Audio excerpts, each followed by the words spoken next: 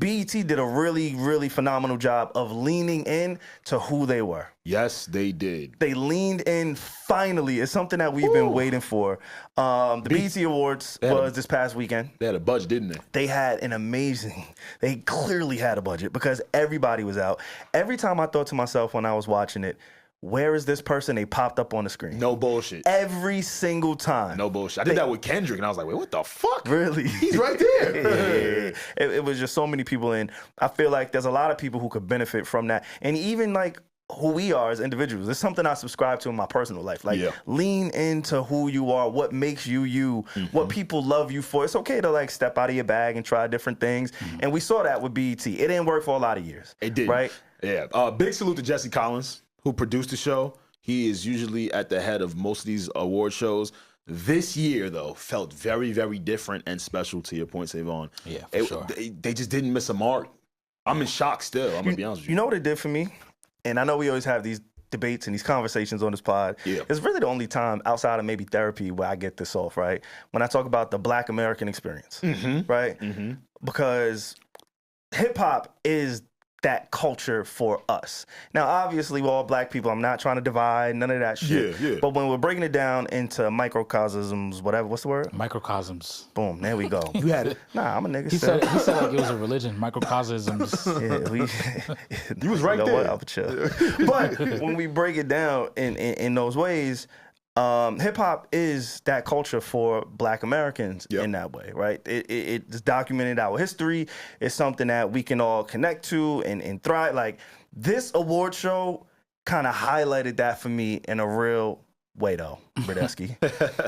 Because even with the Kai Cenat exchange, which I know we've been teasing and we'll get to it, but him not being familiar with Wale, and then people are resurfacing his clips. I said this last week. Sometimes you got to go back to understand today.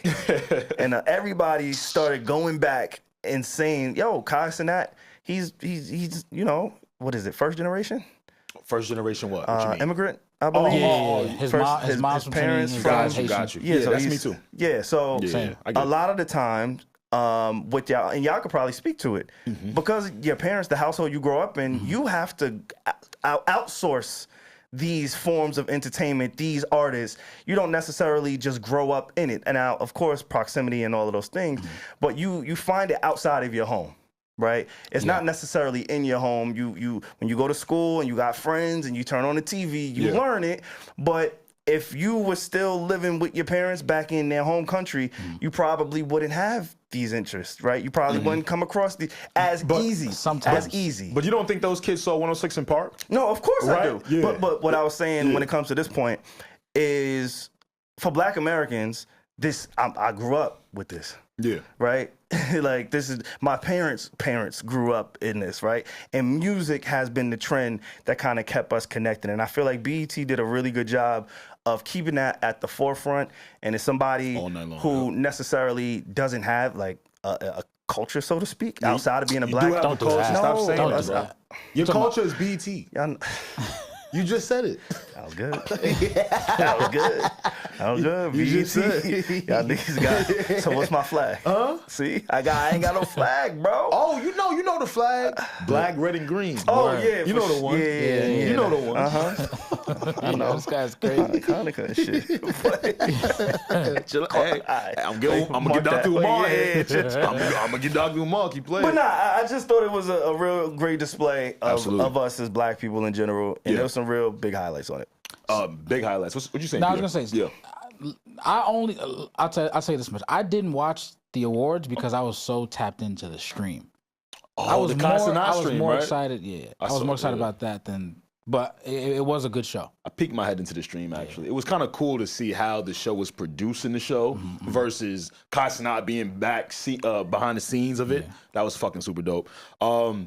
He spoke to nostalgia, of course, again. Yeah. 106 in Park tribute. Yep. That was amazing. Yeah. Okay. We even got a quick little snippet from Drewski on his Instagram page the day before, where he's reenacting the Genuine performance where, you know, he's shaking on the bed and he hops up and he dancing. All that shit was amazing. We got to see some of the hosts, right? Terrence J, Bow Wow, Mr. 106 in Park. Unfortunately, we didn't get to see AJ and Free. But we did see Free. Roxy wasn't there. Oh, Free was in there? Yeah, Free was there. Free was there. She introduced Bow Wow on B2K. Oh my God, you right. So many people that was in there. Yeah, Free was in the Roxy building. Big Tigger was in the building. Right. Julissa was in the building. They had most of the hosts, and it felt great to see. Like, and you want to know my culture? Oh my God, I'm black. Oh, I'm proud. Fuck, man. Like, I felt like that for real. No, I know. And it felt good to see the artists of that era perform during that tribute segment, right? Jim Jones, A. Marie, Keisha Cole, Maya, T.I. It just brought me back to, leaving school. Yep. It's around 2-something. You know 106 in Park is an evening airing. You go grab your little Chinese food, dollar rice, barbecue sauce throw a few wings in there. You feel me? You go get you an Arizona. This one we was just buying Arizonas $1. That's when they wasn't $1.50. And then you would head home and just consume the music that you like in the countdown For sure. Fashion. Like it just really brought me back, and I love that. I appreciate that. It made me think of the mornings, the countdowns in the mornings, like on MTV that MTV used to have. Oh my God! Remember the VH1? Yeah, VH1s. Yeah. That was amazing. And it's dope to see everybody. They still look great. Like everybody's working still. What? Oh no! There was a dress code this year. Why? What'd you say that? The attire from this BET To the nines. Oh no, they were dapper. Yeah. Okay, I'm not saying that there's never been a dress code before. I don't know, but this year you can tell that something was said.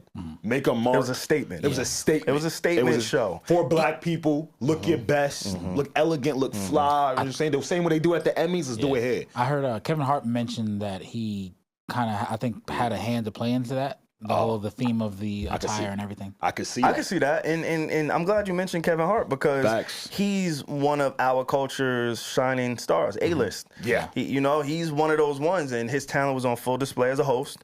Really honestly, I get jealous when I see people so good at what they do, bro. I lean into that shit. Lean into hating a little bit sometimes. God damn, nigga. Because why this nigga so nice? Like, he's great. He couldn't get great. He couldn't get height. Let him have something. My hate turns into inspiration. For real, never bro. Pick up a pen. Nah, my hate. Never I'm get in the booth. inspirate for real, bro. Because my hate make me inspirate. I'm like, yo, I'm so glad.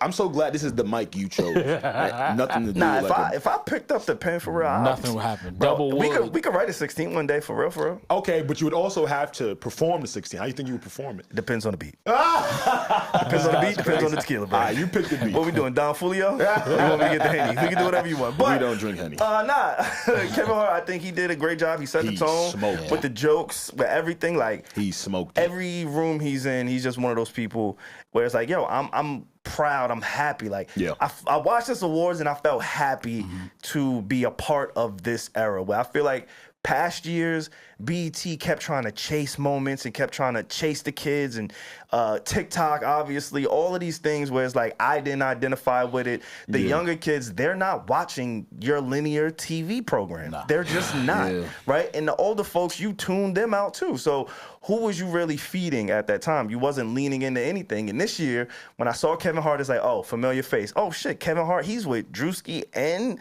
Kai Cenat. All right, cool. Now they're doing that thing again. The thing when the three of them link up. The thing, you know the thing. They doing that, yo, go do that thing again. Y'all niggas be doing, y'all be killing that shit when the three of y'all link up. Go get it, you know what I'm saying? Like, let's do the thing again. I'm going to bring Kevin Hart, who is the movie star, the A-list actor, host, all of those things, familiar face. Everybody knows Kev. I'm going to go get Kai Cenat, who got the stream. He had, I think, over 300,000 people viewing live while watching the BET Awards, then flooding the clips on your phone. And then I'm going to go get Drewski, one of the funniest people who knows what to do and when to do it, right? Like, let's go do that thing again. I just feel like they executed on so many different levels. If an alien came down and said, hey, show me what the BET Awards is, that's the BET Awards I'm giving them. No, I absolutely agree. It was star-studded. It was amazing. It was beautiful. Even big salute to the Jamie Foxx tribute. That was done beautifully. I think that featured people like Jennifer Hudson. You cried? I teared up. I ain't about to sit here and cap to y'all, man. Yeah, it was... Because y'all know I love Jamie Foxx. I know, that's why I asked. Y'all know how I feel about Jamie Foxx. The Jamie Foxx show to me is better than Martin. They both had strokes. Wow. Them niggas fought through. And now you're trying to pit them against each other. Let them live. That's crazy. Just let them live. You're not supposed to say that. Yeah. Just let them live. That's all I'm saying. I'm letting them live. Stop trying to pit them together, bro. They overcame some shit. I'm not. I'm just saying, I think the Martin show gets so much love. Like, it's easy to give Martin love. Yeah. The Jamie Foxx show just does not get the flowers I think it deserves. Anyway, that's a separate point, separate podcast episode. But, yeah, I did tear up a little bit. I ain't gonna lie to you, because I remember watching his Netflix special. Same. Right? And I think we spoke about it a little bit, right? And I came in and said I don't think it was funny. It just felt like a testimony, which wasn't a bad thing at the time. But just to hear other people sing to his talent and speak about him and show up for him, and his 2 daughters was in the front row the same way they was there at the Netflix special. It just felt really warm. I ain't gonna lie to you, and I started to feel moisture in my eyes a little bit. I ain't gonna lie to y'all niggas. I ain't gonna lie to y'all niggas. That shit was sweet. That shit was sweet, yo, man. You see how it's such a struggle for him to say.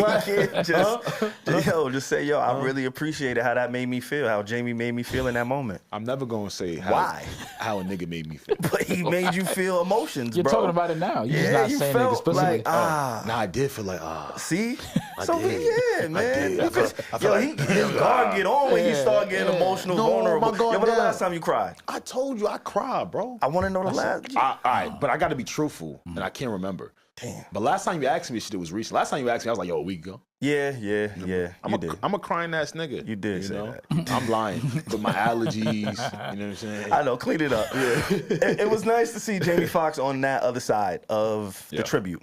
Because we've seen Jamie perform, we've seen him host, we've seen him sing, we've seen him be the entertainer, we've seen him bring the people together, deliver the tough news. Like, we've seen Jamie just be that person. Yeah. And it is also one of those moments where it's like, God damn, I'm getting old. Because now my legends are the legends that's older. Being honored, and the career lifetime achievement award. It's like, dude, what are we talking about? Like, this is Jamie Foxx. But knowing everything that he's overcome, and I think he has, outside of this BET Awards, I can't remember which year, but I want to say it was the year that Michael Jackson passed away. He hosted. And this is the year when 0809. Chris Brown had the performance. Everybody was, there were so many different tributes to Michael Jackson. Yeah. And I'm pretty sure he was the host that year. Right. And I just remember, like, he's been synonymous with BET in my eyes because of that particular award show. So to see people honoring him, to see the baby faces come out, to see how Tank came out, delivered the Ray Charles, you know what I'm saying? Like, and then, like you said, Jennifer, she's a cheat code, by the way. She's crazy. Jennifer Hudson is a cheat code. I was listening to that performance with a white guy. I told my white brother, well, why did you do that? This is church.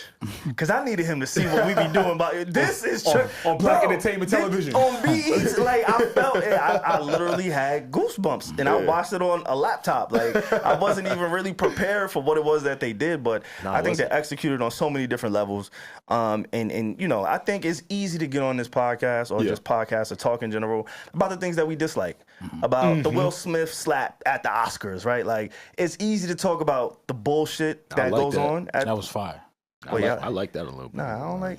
I like that a lot. I ain't about to say a lot of you. Nah, Will was depressed, man. And that's how you get through your depression sometimes. Slapping the nigga. Sometimes you gotta slap somebody viciously. You get through that depression quick. Nah, because if you let something slide, then it's open season. And then it eats at you. Yeah. That was a joke, though, from a comedian.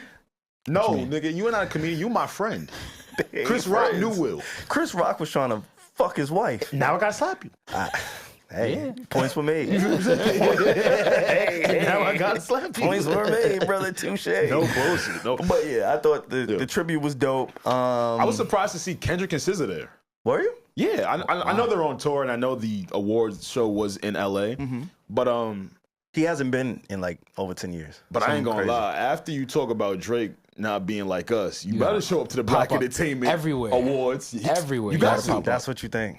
No, that's not what I think. I think he's gonna come regardless because he had an amazing year. Got it. But it would have looked crazy if my dog ain't pull up to the Black Entertainment Awards after having the year he had. Yeah, it would look crazy. So I'm glad that the two of them made time to do that. Yo, he ran into Casanat and Drewski. Drewski like he saw a ghost. Yeah, fast. I seen that. It's just come backstage. Niggas said, yo, Drewski not allowed to talk to Kendrick. The crazy thing is, people really look at Kendrick like he's the boogeyman. and him and Kevin Hart the same height. Yo, I was like, oh, he's a gangster. Ain't that crazy? This nigga is real, bro. You know how gangster you gotta be to do that? Because my head, like, I don't know why my brain worked like this, but when he went to go accept his awards, Kevin Hart was on stage to hand him his award. So I'm waiting for the height difference. It was just the same. These niggas was Stop it. But everybody shook at him, bro. They really respect him. And then you he got some different type of aura, bro. I don't know what these little niggas got going on. See, and then you said eye to eye, and that made me think about how they had Stevie reading off the teleprompter. No, actually, they said the people were feeding him words in the ear. That was impressive. Oh, that's what they said? Yeah. These award shows are always so amazing because you get to see people accept these awards, and they're very long-winded. I just felt bad for Stevie. Stevie was tired because you remember he presented Jamie with his award. Yes, he did. Yeah. Oh my God, Jamie just kept going and going and going. Stevie just in the corner, tired. I was the only nigga watching. That's how I know my brain is off. I'm like, you gonna keep talking? Stevie is tired. He is trying to give you this award and leave. But you gotta think, if you almost die, you gotta get it off. Stevie gonna have to wait. It's like, your handicap over my handicap. We gonna have to battle it out. The worst of two evils. Like, then Jamie started joking on it was almost over for me. You gonna have to sit here. That's what Jamie said. Yeah, bro. Like, nah, I get it, Jamie. Just to confirm, Kev and Kendrick are the same height, 5'5". Wow. According to like the internet. Yeah. Okay. No, I wasn't even trying to be funny. I just